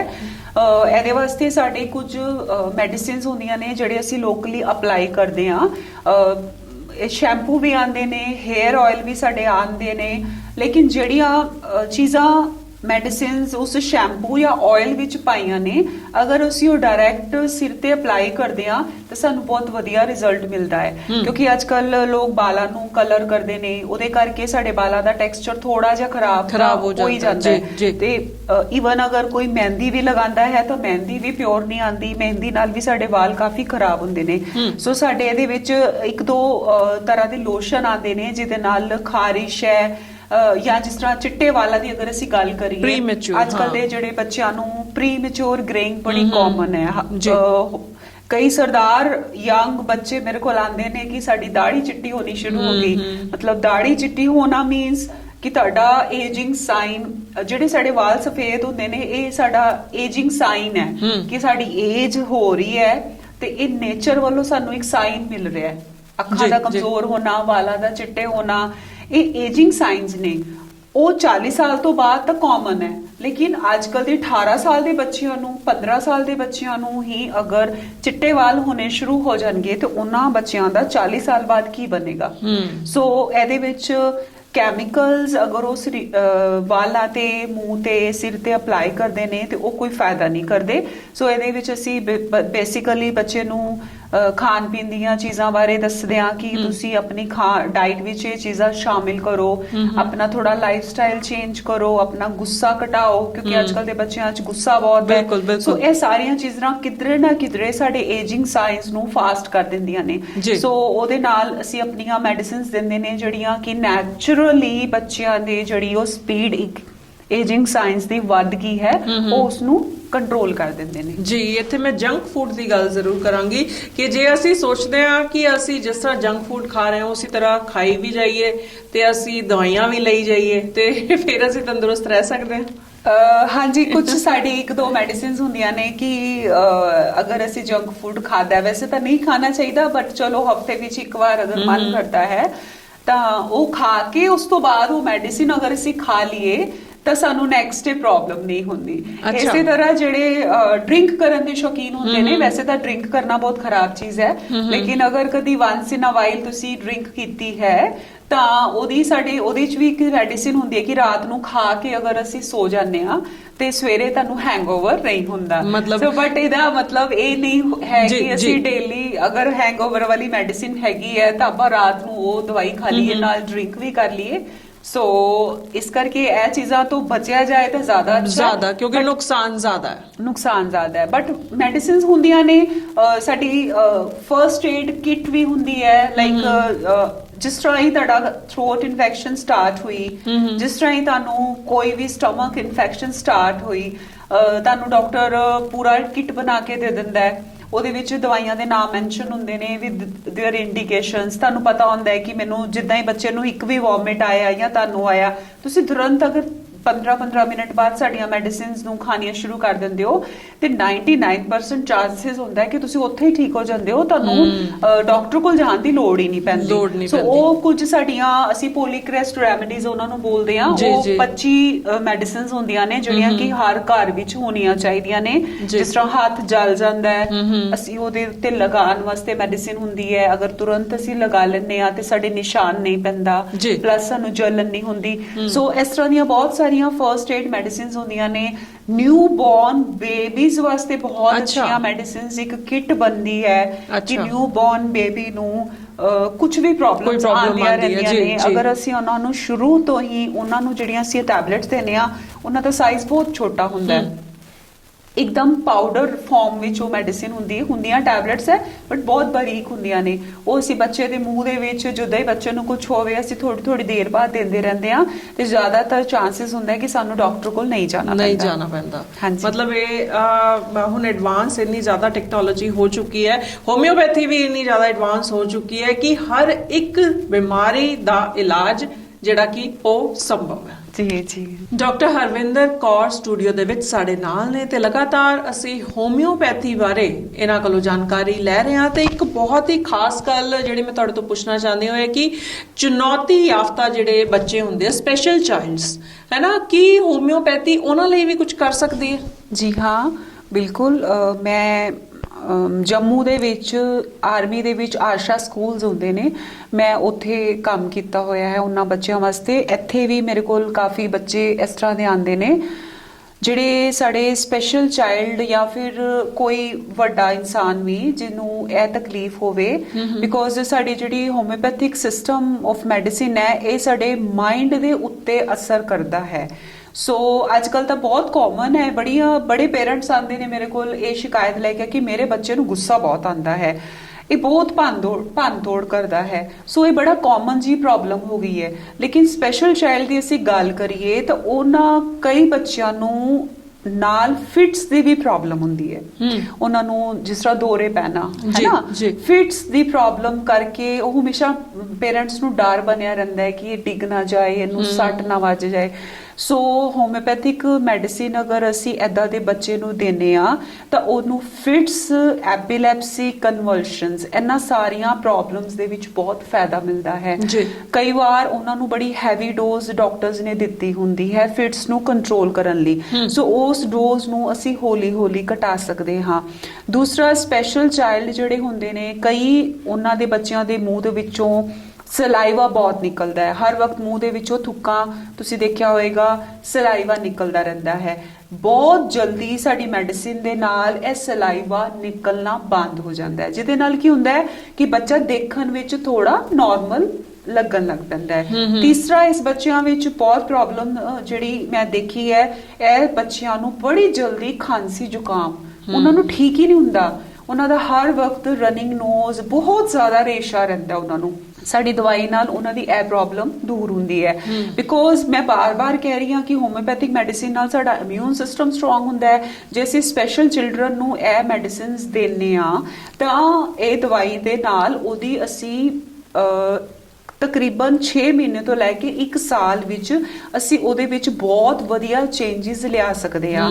ਜੇ ਸਾਡੇ ਦਰਸ਼ਕਾਂ ਵਿੱਚ ਵੀ ਕੋਈ ਵੀ ਤੁਹਾਡਾ ਘਰ ਵਿੱਚ ਜਾਂ ਤੁਹਾਡੇ ਦੋਸਤ ਵਿੱਚ ਕਿਸੇ ਵੀ ਬੱਚੇ ਨੂੰ ਇਸ ਹੈਲਪ ਦੀ ਲੋੜ ਹੋਵੇ ਤਾਂ ਤੁਸੀਂ ਮੇਰਾ ਨੰਬਰ ਨੋਟ ਕਰ ਸਕਦੇ ਹੋ 6283116193। ਤੁਸੀਂ ਮੈਨੂੰ WhatsApp ਕਰ ਸਕਦੇ ਹੋ ਬਿਨਾਂ ਕਿਸੇ ਚਾਰजेस ਦੇ। ਤੁਸੀਂ ਮੇਰੇ ਕੋ ਮੈਡੀਸਿਨਸ ਦੇ ਬਾਰੇ WhatsApp ਤੇ ਪੁੱਛ ਸਕਦੇ ਹੋ, ਔਰ ਤੁਸੀਂ ਕਿੱਥੇ ਵੀ ਬੈਠੇ ਹੋਵੋ, ਕਿਸੇ ਵੀ ਜਗ੍ਹਾ ਤੇ ਤੁਸੀਂ ਹੋਮਿਓਪੈਥਿਕ ਮੈਡੀਸਿਨਸ ਲੈ ਕੇ ਉਸ ਬੱਚੇ ਦਾ ਜਾਂ ਕੋਈ ਵੱਡਾ ਵੀ ਹੋਵੇ ਜਿਹਨੂੰ ਇਹ ਪਰੇਸ਼ਾਨੀ ਹੋਵੇ ਤਾਂ ਤੁਸੀਂ ਆਪਣਾ ਟ੍ਰੀਟਮੈਂਟ ਲੈ ਸਕਦੇ ਹੋ ਜੀ। ਤੇ ਹੁਣ ਗੱਲ ਕਰਦੇ ਹਾਂ ਹਾਰਟ ਪੇਸ਼ੈਂਟਸ ਦੀ, ਹੈ ਨਾ, ਦਿਲ ਦੀ ਜਿਨ੍ਹਾਂ ਨੂੰ ਬਿਮਾਰੀਆਂ ਨੇ, ਤੇ ਉਹਦੇ ਵਿੱਚ ਹੋਮਿਓਪੈਥੀ ਕਿਵੇਂ ਅਸਰ ਕਰਦੀ ਹੈ, ਜਾਂ ਫਿਰ ਇਦਾਂ ਤਾਂ ਨਹੀਂ ਹੁੰਦਾ ਕਿ ਮਤਲਬ ਟਾਈਮ ਜ਼ਿਆਦਾ ਲੱਗਦਾ ਹੈ ਠੀਕ ਹੁੰਦੇ ਪੇਸ਼ੈਂਟ? ਐਸਾ ਕੁਝ ਨਹੀਂ ਹੈ। ਹਾਰਟ ਪੇਸ਼ੈਂਟ ਜਿਹੜੀ ਹਾਰਟ ਪ੍ਰੋਬਲਮ ਹੁੰਦੀ ਹੈ ਨਾ, ਉਹਨੂੰ ਕਈ ਸਾਲ ਲੱਗਦੇ ਨੇ। ਵੈਸੇ ਤਾਂ ਜਦੋਂ ਇਨਸਾਨ ਆਪਣੀ ਕੇਅਰ ਨਹੀਂ ਕਰਦਾ ਤਾਂ ਉਹ ਇੱਕ ਦਿਨ ਬੰਬ ਬਣ ਕੇ ਜਦੋਂ ਫੁੱਟਦਾ ਹੈ ਤਾਂ ਉਹਨੂੰ ਹਾਰਟ ਪ੍ਰੋਬਲਮ ਹੋ ਜਾਂਦੀ ਹੈ, ਤੇ ਉਹ ਫਿਰ ਪੇਸ਼ੈਂਟ ਕਾਫੀ ਵੀਕ ਹੋ ਜਾਂਦਾ ਹੈ। ਇੱਕ ਵਾਰ ਵੀ ਕਿਸੇ ਨੂੰ ਹਾਰਟ ਅਟੈਕ ਹੋ ਜਾਏ ਤਾਂ ਪੇਸ਼ੈਂਟ ਦੇ ਅੰਦਰ ਵੀਕਨੈਸ ਬਹੁਤ ਆ ਜਾਂਦੀ ਹੈ, ਪੇਸ਼ੈਂਟ ਦਾ ਮੋਰਾਲ ਵੀ ਬੜਾ ਲੋ ਹੋ ਜਾਂਦਾ ਹੈ। ਸੋ ਖੂਬ ਸਾਰੀਆਂ ਉਹਨਾਂ ਨੂੰ ਦਵਾਈਆਂ ਦਿੱਤੀਆਂ ਜਾਂਦੀਆਂ ਨੇ, ਉਹ ਪੇਸ਼ੈਂਟ ਨੂੰ ਮਜਬੂਰੀ 'ਚ ਲੈਣੀਆਂ ਵੀ ਪੈਂਦੀਆਂ ਨੇ। ਸੋ ਇਹਦੇ ਵਿੱਚ ਅਸੀਂ ਇਹ ਹੈਲਪ ਕਰ ਸਕਦੇ ਆ ਕਿ ਜਿਸ ਤਰ੍ਹਾਂ ਖੂਨ ਪਤਲਾ ਕਰਨ ਵਾਸਤੇ ਇੱਕ ਪੇਸ਼ੈਂਟ ਨੂੰ ਰੈਗੂਲਰ ਮੈਡੀਸਿਨ ਦਿੱਤੀ ਜਾਂਦੀ ਹੈ ਕਿ ਅਸੀਂ ਉਹਦਾ ਆਲਟਰਨੇਟਿਵ ਅਸੀਂ ਆਪਣੀ ਮੈਡੀਸਿਨ ਦੇ ਦਿੰਦੇ ਆ। ਦੂਸਰਾ, ਇਹ ਵਾਲੇ ਪੇਸ਼ੈਂਟਸ ਨੂੰ ਨਾ ਘਬਰਾਹਟ ਦੀ ਤਕਲੀਫ ਬੜੀ ਹੁੰਦੀ ਹੈ, ਉਹਨਾਂ ਨੂੰ ਹਾਰਟ ਬੀਟ ਬੜੀ ਜਲਦੀ ਫਾਸਟ ਹੋ ਜਾਂਦੀ ਹੈ। ਸੋ ਸਾਡੇ ਇਹਦੇ ਵਿੱਚ ਕੁਝ ਟੌਨਿਕ ਏਦਾਂ ਦੇ ਹੁੰਦੇ ਨੇ ਜਿਹੜੇ ਸਾਡੇ ਦਿਲ ਨੂੰ ਨਵਾਂ ਨਿਰੋਇਆ ਕਰ ਦਿੰਦੇ ਨੇ, ਦਿਲ ਨੂੰ ਜਵਾਨ ਕਰ ਦਿੰਦੇ ਨੇ। ਸੋ ਇੱਕ ਬਜ਼ੁਰਗ ਬੰਦਾ ਵੀ ਜੇ ਸਾਡੀ ਕੁਝ ਲਿਕੁਇਡ ਮੈਡੀਸਿਨਸ ਹੁੰਦੀਆਂ ਨੇ ਉਹ ਪੀਣਾ ਸ਼ੁਰੂ ਕਰ ਦਿੰਦਾ ਹੈ, ਬੇਸ਼ੱਕ ਉਹ ਐਲੋਪੈਥਿਕ ਦਵਾਈਆਂ ਖਾ ਵੀ ਰਿਹਾ ਹੈ ਤਾਂ ਉਹ ਖਾ ਸਕਦਾ ਹੈ, ਉਹਦੇ ਨਾਲ ਹੀ ਅਗਰ ਉਹ ਸਾਡੀਆਂ ਮੈਡੀਸਿਨਸ ਪੀਣਾ ਸ਼ੁਰੂ ਕਰ ਦਿੰਦਾ ਹੈ ਤਾਂ ਉਹਦਾ ਜਿਹੜਾ ਦਿਲ ਹੈ ਉਹ ਰੋਜ਼-ਰੋਜ਼ ਕਰਕੇ ਮਜ਼ਬੂਤ ਹੁੰਦਾ ਜਾਂਦਾ ਹੈ ਤੇ ਉਹਨੂੰ ਦੁਬਾਰਾ ਹਾਰਟ ਦੀ ਪ੍ਰੋਬਲਮ ਹੋਣ ਦੇ ਚਾਂਸਸ ਜਿਹੜੇ ਨੇ ਉਹ ਬਹੁਤ ਘਟ ਜਾਂਦੇ ਨੇ। ਇੱਕ ਹੋਰ ਪ੍ਰੋਬਲਮ ਜਿਸ ਤਰ੍ਹਾਂ ਹਾਰਟ ਦੇ ਵਿੱਚ ਅੱਜਕੱਲ ਕੋਲੇਸਟ੍ਰੋਲ ਬਹੁਤ ਵੱਧ ਜਾਂਦਾ ਹੈ ਜਾਂ ਬਲੌਕੇजेस ਬਹੁਤ ਆ ਰਹੀਆਂ ਨੇ। ਸੋ ਅਗਰ ਅਸੀਂ 40 ਸਾਲ ਬਾਅਦ ਜਾਂ 45 ਸਾਲ ਬਾਅਦ ਸਾਡੀਆਂ ਕੁਝ ਮੈਡੀਸਿਨਸ ਪ੍ਰੀਵੈਂਟਿਵ ਸਟਾਰਟ ਕਰ ਦਈਏ ਤਾਂ ਸਾਡੇ ਹਾਰਟ ਦੇ ਅੰਦਰ ਬਲੌਕੇजेस ਨਹੀਂ ਆਣਗੇ ਜਾਂ ਸਾਨੂੰ ਕੋਲੇਸਟ੍ਰੋਲ ਜਾਂ ਬੀਪੀ ਵਰਗੀ ਬਿਮਾਰੀਆਂ ਤੋਂ ਅਸੀਂ ਐਜ਼ ਅ ਪ੍ਰੀਵੈਂਟਿਵ ਵੀ ਅਗਰ ਤੁਸੀਂ ਆਪਣੀ ਏਜ ਦੇ ਹਿਸਾਬ ਨਾਲ ਸਟਾਰਟ ਕਰ ਦਿੰਦੇ ਹੋ ਤਾਂ ਤੁਸੀਂ ਇਹਨਾਂ ਬਿਮਾਰੀਆਂ ਤੋਂ ਬਚ ਸਕਦੇ ਹੋ। ਤੇ ਨਾਲ ਹੀ ਜੇ ਐਲਰਜੀ ਦੀ ਗੱਲ ਕਰੀਏ, ਹੈ ਨਾ, ਐਲਰਜੀ ਦੀ ਪ੍ਰੋਬਲਮ ਵੀ ਬਹੁਤ ਜ਼ਿਆਦਾ ਵੱਧ ਚੁੱਕੀ ਹੈ। ਅਸੀਂ ਦੇਖਦੇ ਹਾਂ ਕਿ ਕਿਸੇ ਵੀ ਚੀਜ਼ ਤੋਂ ਐਲਰਜੀ ਹੁੰਦੀ ਹੈ ਤੇ ਉਹਦੇ ਨਾਲ ਐਲਰਜੀ ਦੇ ਕਈ ਵਾਰੀ ਅਟੈਕਸ ਵੀ ਆਉਂਦੇ ਨੇ, ਅਸਥਮਾ ਦੇ ਅਟੈਕਸ ਕਹਿ ਦਈਏ ਜਾਂ ਐਲਰਜੀ ਦੇ ਅਟੈਕਸ ਵੀ ਆਉਂਦੇ ਨੇ। ਹੋਮਿਓਪੈਥੀ ਦੇ ਵਿੱਚ ਇਹਦਾ ਕੀ ਇਲਾਜ ਹੈ? ਜੀ, ਅਸਥਮਾ ਉਹਨਾਂ ਪੇਸ਼ੈਂਟਸ ਨੂੰ ਹੀ ਹੁੰਦਾ ਹੈ ਜਿਨ੍ਹਾਂ ਨੂੰ ਕਈ ਸਾਲਾਂ ਤੋਂ ਜ਼ੁਕਾਮ ਜਾਂ ਨਜ਼ਲਾ ਜਾਂ ਜਿਹਨੂੰ ਅਸੀਂ ਐਲਰਜੀ ਕੋਲਡ ਕਹਿੰਦੇ ਹਾਂ ਉਹ ਸਫਰ ਕਰਦੇ ਨੇ। ਬਾਰ-ਬਾਰ ਜ਼ੁਕਾਮ ਹੋਣ ਨਾਲ ਅਲਟੀਮੇਟਲੀ ਪੇਸ਼ੈਂਟ ਨੂੰ ਅਸਥਮਾ ਹੋਣਾ ਹੀ ਹੈ। ਸੋ ਜਿਨ੍ਹਾਂ ਨੂੰ ਬਾਰ-ਬਾਰ ਜ਼ੁਕਾਮ ਹੁੰਦਾ ਹੈ ਉਹਨਾਂ ਨੂੰ ਮੈਂ ਹਮੇਸ਼ਾ ਕਹਿੰਦੀ ਆ ਕਿ ਤੁਸੀਂ ਇਹਦਾ ਪ੍ਰੋਪਰ ਇਲਾਜ ਕਰਾਓ। ਤੁਸੀਂ ਇੱਕ ਛੋਟੀ-ਮੋਟੀ ਕੈਮਿਸਟ ਤੋਂ ਗੋਲੀ ਲੈ ਕੇ ਜ਼ੁਕਾਮ ਨੂੰ 2 ਦਿਨ ਵਾਸਤੇ ਸੁਪਰੈਸ ਕਰ ਦਿੰਦੇ ਹੋ, ਉਹਦੇ ਨਾਲ ਤੁਹਾਨੂੰ ਅਲਟੀਮੇਟਲੀ ਹੌਲੀ-ਹੌਲੀ ਤੁਹਾਡੇ ਅੰਦਰ ਅਸਥਮਾ ਇਹ ਬਣ ਰਿਹਾ ਹੈ। ਤੁਹਾਡੇ ਜਿਹੜੇ ਲੰਗਸ ਦੇ ਜਿਹੜੇ ਅੰਦਰ ਸਾਡੀਆਂ ਬ੍ਰੌਂਕੀਅਲਸ ਹੈਗੀਆਂ ਉਹਨਾਂ ਦੇ ਅੰਦਰ ਰੇਸ਼ਾ ਇਕੱਠਾ ਹੋਣਾ ਸ਼ੁਰੂ ਹੋ ਜਾਂਦਾ ਹੈ। ਸੋ ਅਗਰ ਪੇਸ਼ੈਂਟ ਇਨਹੇਲਰ ਲੈਂਦਾ ਹੋਵੇ ਤਾਂ ਅਸੀਂ ਸਡਨਲੀ ਇਨਹੇਲਰ ਨਹੀਂ ਬੰਦ ਕਰ ਸਕਦੇ। ਸੋ ਪੇਸ਼ੈਂਟ ਨੂੰ ਅਸੀਂ ਫੇਫੜਿਆਂ ਦੀ ਤਾਕਤ ਦੀ ਮੈਡੀਸਿਨ ਦੇਈਦੀ ਹੈ, ਪੇਸ਼ੈਂਟ ਦੇ ਅੰਦਰ ਕਫ ਜ਼ਿਆਦਾ ਨਾ ਬਣੇ। ਅਲਰਜੀ ਹੋਣ ਕਰਕੇ ਉਹਨੂੰ ਛਿੱਕਾਂ ਜ਼ਿਆਦਾ ਆਉਂਦੀਆਂ ਨੇ, ਸੋ ਅਸੀਂ ਐਂਟੀ ਅਲਰਜਿਕ ਮੈਡੀਸਿਨ ਦੇ ਦਈਏ ਜਿਹਦੇ ਨਾਲ ਉਹਦੀ ਸਨੀਜ਼ਿੰਗ ਜਿਹੜੀ ਹੈ ਉਹ ਥੋੜੀ ਜਿਹੀ ਘਟ ਜਾਂਦੀ ਹੈ। ਜੇ ਕਈ ਪੇਸ਼ੈਂਟਸ ਹੁੰਦੇ ਨੇ ਕਈ ਸਾਲਾਂ ਤੋਂ ਸਿਟਰੀਜ਼ਿਨ ਟੈਬਲੇਟਸ ਖਾ ਰਹੇ ਨੇ, ਅਲੈਗਰਾ ਦੀ ਟੈਬਲੇਟਸ ਅਕਸਰ ਖਾਂਦੇ ਰਹਿੰਦੇ ਨੇ, ਇਨਹੇਲਰ ਲੈਂਦੇ ਰਹਿੰਦੇ ਨੇ, ਸਟੀਰੋਇਡਸ ਵੀ ਖਾਂਦੇ ਰਹਿੰਦੇ ਨੇ, ਸੋ ਕਈ ਵਾਰ ਡਾਕਟਰ ਤੋਂ ਬਿਨਾਂ ਪੁੱਛੇ ਹੀ ਖਾਂਦੇ ਰਹਿੰਦੇ ਨੇ, ਜਿਹਦੇ ਨਾਲ ਅੱਗੇ ਚੱਲ ਕੇ ਅਗਰ ਸਾਡੇ ਲੰਗਸ ਵੀਕ ਹੋਣਗੇ ਇਹ ਮੈਡੀਸਿਨਸ ਖਾਣ ਨਾਲ ਤੇ ਆਟੋਮੈਟਿਕਲੀ ਸਾਡਾ ਹਾਰਟ ਵੀ ਵੀਕ ਹੋਏਗਾ। ਜੇ ਅਸੀਂ ਆਪਣੇ ਹਾਰਟ ਨੂੰ ਬਚਾਉਣਾ ਹੈ ਤਾਂ ਸਾਨੂੰ ਸਾਡੇ ਲੰਗਸ ਨੂੰ ਸਟਰੋਂਗ ਰੱਖਣਾ ਪਏਗਾ। ਸੋ ਲੰਗਸ ਨੂੰ ਸਟਰੋਂਗ ਰੱਖਣਾ ਹੈ ਤਾਂ ਲੰਗਸ ਦੇ ਵਿੱਚ ਆਕਸੀਜਨ ਜ਼ਿਆਦਾ ਹੋਣੀ ਚਾਹੀਦੀ ਹੈ, ਕਫ ਨਹੀਂ ਹੋਣਾ ਚਾਹੀਦਾ। ਸੋ ਦਵਾਈਆਂ ਖਾ ਕੇ ਅਸੀਂ ਕਫ ਨੂੰ ਕੀ ਕਰਦੇ ਹਾਂ, ਅੰਦਰ ਹੀ ਇਕੱਠਾ ਕਰਦੇ ਰਹਿੰਦੇ ਹਾਂ। ਸੋ ਛੋਟਾ ਮੋਟਾ ਅਗਰ ਜ਼ੁਕਾਮ ਹੋਵੇ ਤਾਂ ਸਾਨੂੰ ਦਵਾਈ ਹੀ ਨਹੀਂ ਖਾਣੀ ਚਾਹੀਦੀ। ਜੋ ਘਰੇਲੂ ਕਾੜੇ ਹੁੰਦੇ ਨੇ ਉਹ ਪੀ ਕੇ ਸਾਨੂੰ ਠੀਕ ਕਰਨਾ ਚਾਹੀਦਾ ਹੈ। ਅਗਰ ਬਾਰ-ਬਾਰ ਜ਼ੁਕਾਮ ਹੋ ਰਿਹਾ ਹੈ ਤਾਂ ਪ੍ਰੋਪਰ ਹੋਮਿਓਪੈਥਿਕ ਮੈਡੀਸਿਨ ਲੈਣ ਨਾਲ 3 ਮੰਥਸ ਤੋਂ ਲੈ ਕੇ 6 ਮੰਥਸ ਦੇ ਵਿੱਚ ਅਸੀਂ ਐਲਰਜੀ ਨੂੰ ਜੜ ਤੋਂ ਦੂਰ ਕਰ ਸਕਦੇ ਹਾਂ। ਇਨਹੇਲਰਸ ਵੀ ਕਈ ਲੋਕ ਯੂਜ਼ ਕਰਦੇ ਨੇ ਤੇ ਇਨਹੇਲਰਸ ਵੀ ਪੂਰੀ ਤਰ੍ਹਾਂ ਮਤਲਬ ਉਤਰ ਜਾਂਦੇ ਨੇ। ਬਿਲਕੁਲ ਇਨਹੇਲਰਸ ਦੀ ਡੋਜ਼ ਕਮ ਹੋ ਜਾਂਦੀ ਹੈ। ਜਿਸ ਤਰ੍ਹਾਂ ਪਹਿਲੇ ਪੇਸ਼ੈਂਟ ਦਿਨ 'ਚ 2 ਵਾਰ ਲੈਂਦਾ ਹੈ, ਉਹਨੂੰ ਅਸੀਂ ਸਾਡੀ ਦਵਾਈ ਸ਼ੁਰੂ ਕੀਤੇ ਨੂੰ ਜਦੋਂ ਹਫਤਾ ਹੋ ਜਾਂਦਾ ਹੈ ਉਦੋਂ ਅਸੀਂ ਉਹਨੂੰ ਪੇਸ਼ੈਂਟ ਨੂੰ ਕਹੀਦਾ ਕਿ ਹੁਣ ਤੁਸੀਂ ਇਨਹੇਲਰ 1 ਵਾਰ ਲੈਣਾ ਹੈ, ਫਿਰ 1 ਦਿਨ ਛੱਡ ਕੇ ਲੈਣਾ ਹੈ, ਫਿਰ ਜਦੋਂ ਲੋੜ ਪਏ ਤਾਂ ਲੈਣਾ। ਆਟੋਮੈਟਿਕਲੀ ਇਨਹੇਲਰ ਬੰਦ ਹੋ ਜਾਂਦਾ ਹੈ, ਉਹਨੂੰ ਅਸੀਂ ਸਡਨਲੀ ਨਹੀਂ ਬੰਦ ਕਰਦੇ। ਕਈ ਵਾਰ ਕਈ ਪੇਸ਼ੈਂਟ ਬਗੈਰ ਮਤਲਬ ਦੇ ਹੀ ਲੈ ਰਹੇ ਹੁੰਦੇ ਨੇ, ਉਹਨਾਂ ਨੂੰ ਅਸੀਂ ਬੰਦ ਕਰ ਦਈਦਾ। ਔਰ ਜਿਨ੍ਹਾਂ ਨੂੰ ਲੱਗਦਾ ਹੈ ਸਾਨੂੰ ਕਿ ਇਹਦੀ ਕੰਡੀਸ਼ਨ ਜ਼ਿਆਦਾ ਖਰਾਬ ਹੈ, ਉਹਨਾਂ ਨੂੰ ਅਸੀਂ ਇਹ ਕਹਿ ਦਈਦਾ ਕਿ ਤੁਸੀਂ ਇਨਹੇਲਰ ਵਿੱਚ ਲੋੜ ਪੈਣ ਤੇ ਲੈ ਸਕਦੇ ਹੋ। ਜੀ, ਤੇ ਜਿਸ ਤਰ੍ਹਾਂ ਕਿਸੇ ਨੂੰ ਵੀ ਕੋਈ ਬਿਮਾਰੀ ਹੁੰਦੀ ਹੈ ਨਾ, ਉਸ ਵੇਲੇ ਬਿਮਾਰੀ ਦੇ ਨਾਲ ਸਟ੍ਰੈਸ ਹੋ ਜਾਂਦਾ ਹੈ ਨਾ, ਜਾਂ ਫਿਰ ਗੱਲ ਕਰੀਏ ਕਿ ਅੱਜ ਸਾਡੀ ਜ਼ਿੰਦਗੀ ਇਦਾਂ ਹੀ ਬਣ ਗਈ ਹੈ ਕਿ ਸਾਨੂੰ ਕਿਸੇ ਨਾ ਕਿਸੇ ਗੱਲ ਦਾ ਸਟ੍ਰੈਸ ਹੋ ਜਾਂਦਾ ਹੈ, ਤੇ ਫਿਰ ਸਟ੍ਰੈਸ ਨੂੰ ਕਿੱਦਾਂ ਦੂਰ ਕਰੀਏ? ਬਹੁਤ ਸਾਰੇ ਆਉਂਦੇ ਆ ਮੇਰੇ ਕੋਲ, ਕਈ ਵਰਕਿੰਗ ਲੇਡੀਜ਼ ਆਉਂਦੀਆਂ ਨੇ, वर्किंग क्लास कि मैम स्ट्रेस की कोई दवाई दो, स्ट्रेस बहुत रहता है, नींद नहीं आती, स्ट्रेस होने करके नींद नहीं आती। और लोगों को पता भी होता है कि नींद की दवाई खानी एक अच्छी चीज नहीं है। सो स्ट्रेस रिलीज करने वास्ते साडे नर्वस सिस्टम ਨੂੰ ਸਟਰੋਂਗ ਕਰਨ ਲਈ ਕੁਝ ਡ੍ਰੌਪਸ ਆਉਂਦੇ ਨੇ। ਅਗਰ ਅਸੀਂ ਉਹ ਰੈਗੂਲਰ ਬੇਸਿਸ ਤੇ ਲੈਣਾ ਸ਼ੁਰੂ ਕਰ ਦਈਏ ਤਾਂ ਜਿਹੜੀ ਐਲੋਪੈਥਿਕ ਅਗਰ ਸੈਡੇਟਿਵਸ ਕੋਈ ਲੈ ਵੀ ਰਿਹਾ, ਨੀਂਦ ਦੀ ਦਵਾਈਆਂ, ਉਹ ਬੰਦ ਹੋ ਜਾਂਦੀਆਂ ਨੇ। ਪਲੱਸ ਜਿਹੜੀ ਸਾਡੀ ਮੈਡੀਸਿਨ ਨਾਲ ਉਹ ਅੰਦਰੋਂ ਹੀ ਇੰਨਾ ਮਜ਼ਬੂਤ ਹੋ ਜਾਂਦਾ ਹੈ ਕਿ ਉਹਨੂੰ ਅਗਰ ਮੁਸ਼ਕਿਲ ਸਿਚੁਏਸ਼ਨ ਆਂਦੀ ਵੀ ਹੈ ਤਾਂ ਉਹ ਕੋਪ ਅਪ ਕਰਨਾ ਸਟਾਰਟ ਕਰ ਦਿੰਦਾ ਹੈ। ਸੋ ਮੈਂ ਜਿਸ ਤਰ੍ਹਾਂ ਕਿ ਦੱਸਿਆ ਕਿ ਇਹ ਸਾਡੀ ਮੈਡੀਸਿਨ ਜ਼ਿਆਦਾ ਮਾਈਂਡ ਦੇ ਉੱਤੇ ਕੰਮ ਕਰਦੀਆਂ ਨੇ। ਸੋ ਦਿਮਾਗ ਅਗਰ ਸਾਡਾ ਸਟਰੋਂਗ ਹੋਵੇ, ਮਾਈਂਡ ਸਟਰੋਂਗ ਹੋਵੇ ਤਾਂ ਜਿਹੜੀ ਸਾਡੀ ਫਿਜ਼ੀਕਲ ਬਾਡੀ ਹੈ ਉਹ ਆਟੋਮੈਟਿਕਲੀ ਸਟਰੋਂਗ ਰਹੇਗੀ। ਅਗਰ ਦਿਮਾਗ ਸਾਡਾ ਕਮਜ਼ੋਰ ਹੋਵੇ, ਦਿਮਾਗ ਜਲਦੀ ਘਬਰਾ ਜਾਵੇ ਤਾਂ ਸਰੀਰ ਫਿਰ ਜਲਦੀ ਹੀ ਬਿਮਾਰੀਆਂ ਤੋਂ ਘਿਰ ਜਾਂਦਾ ਹੈ। ਜੀ, ਬਹੁਤ ਵਧੀਆ ਗੱਲਾਂ ਤੁਸੀਂ ਦੱਸੀਆਂ ਡਾਕਟਰ ਹਰਵਿੰਦਰ। ਜੇ ਅਸੀਂ ਸਾਰੀਆਂ ਗੱਲਾਂ ਨੂੰ ਸਮਝਾਂਗੇ ਧਿਆਨ ਦੇ ਨਾਲ ਤਾਂ ਹੀ ਅਸੀਂ ਆਪਣੇ ਆਪ ਨੂੰ ਸਿਹਤਮੰਦ ਰੱਖ ਸਕਦੇ ਹਾਂ। ਤੁਸੀਂ ਸਟੂਡੀਓ ਦੇ ਵਿੱਚ ਆਏ, ਤੁਹਾਡਾ ਬਹੁਤ ਬਹੁਤ ਸ਼ੁਕਰੀਆ।